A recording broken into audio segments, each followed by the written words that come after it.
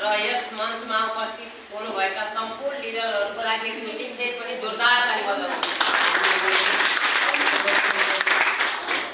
र विशेष डिएक्सन के हो, डिएक्सन किन गर्नुपर्छ र डिएक्सन कसको लागि हो, तपाईलाई धेरै कुरा जानकारी छ हैन। अब विशेष हामीले जान्नुपर्ने कुरा के रहेछ त भन्दाखेरि डिएक्सन वर्तमानको लागि रहेछ कि भविष्यको लागि रहेछ? किन भन्नुस् त, डिएक्सनको सप्लिमेन्ट सबै बेटर छ, डिएक्सनको सिस्टम सबै बेटर छ।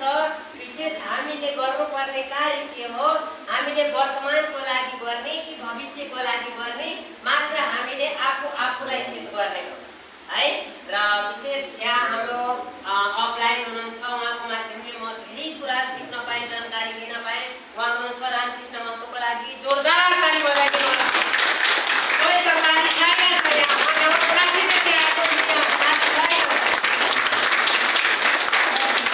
र तपाईहरु एकदमै राम्रोसँग अगाडि बढ्नुहोस्। डिएक्सन एकदमै बेटर छ, प्रोडक्ट एकदमै बेटर छ। घरमा भएर पनि है एउटा सोशल मिडियाको माध्यमबाट तपाईँ हामी एउटा विश्वभरि नाम चलाउन मौका पाएका छौँ। किनकि यो सोशल मिडिया फेसबुक भयो, टिकटक भयो, इन्स्टाग्राम भयो, तपाईँ हामी जे खाने त्यही कुरा बोल्ने है। घरको भित्र भएर पनि हामीले देशभरि नाम चलाउन मौका पाएको छु।